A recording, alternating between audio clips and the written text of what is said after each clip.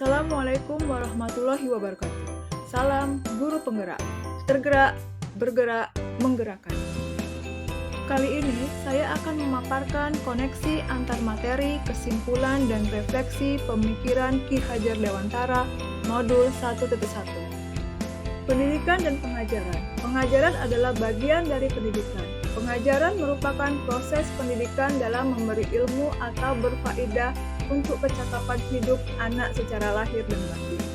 Pendidikan memberi tuntunan terhadap segala kekuatan kodrat yang dimiliki anak agar ia mampu mencapai keselamatan dan kebahagiaan yang setinggi-tingginya, baik sebagai seorang manusia maupun sebagai anggota masyarakat.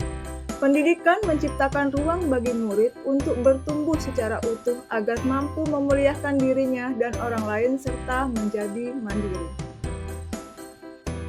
Tujuan pembelajaran menurut Ki Hajar Dewantara menuntun segala kodrat yang ada pada anak-anak agar mereka dapat mencapai keselamatan dan kebahagiaan yang setinggi-tingginya, baik sebagai manusia maupun sebagai anggota masyarakat.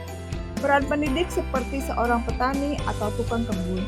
Anak-anak itu seperti biji tumbuhan yang disemai dan ditanam oleh Pak Tani atau Pak Tukang Kebun di lahan yang telah disediakan.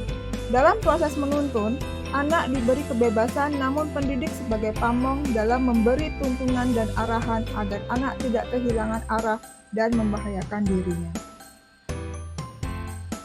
Apa yang Anda percaya tentang murid dan pembelajaran di kelas sebelum Anda mempelajari modul 1.1? Sebelum mempelajari modul 1.1, pembelajaran yang saya lakukan adalah 1. Teacher Center. Pembelajaran seharusnya berpusat pada murid. Sebagai subjek, anaklah yang aktif dalam membangun pengetahuannya sendiri. Mereka berhak menentukan sumber belajar mereka. Jadi, apa yang kita berikan kepada murid berasal dari kebutuhan murid sendiri. Yang kedua, murid diperlakukan dengan cara yang sama, tanpa melihat karakteristik murid. Guru dapat menyusun strategi pembelajaran yang dapat diakses oleh semua murid tanpa kecuali. Ketiga, murid seperti selembar kertas kosong. Keempat, ketuntasan belajar murid dilihat dari KKM. Oleh karena itu, selama kegiatan pembelajaran, guru perlu bertindak secara responsif. Guru harus mampu mendiagnosa kesulitan belajar murid sehingga ia dapat mengidentifikasi kebutuhan belajar murid. Dan yang kelima adalah, ketuntasan materi lebih penting daripada pemahaman murid. Apa yang berubah dari pemikiran atau perilaku Anda setelah mempelajari modul ini? Yang pertama, pembelajaran seharusnya berpusat pada murid. Sebagai subjek, anaklah yang aktif dalam membangun pengetahuannya sendiri. Yang kedua, menciptakan lingkungan pembelajaran yang inklusif, di mana setiap murid merasa diterima dan dihargai.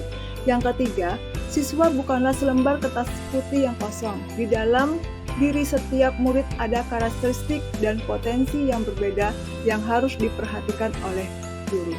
Keempat, guru menghamba pada murid. Kelima, tugas guru menuntun, bukan menuntut nilai tinggi. Apa yang dapat segera Anda terapkan lebih baik agar kelas Anda mencerminkan pemikiran Ki. Memerdekakan murid, di mana pembelajaran sekarang harus menuntun, bukan menuntut murid. Merancang pembelajaran yang interaktif dan menyenangkan. Menerapkan pembelajaran sesuai zamannya, yaitu abad 21.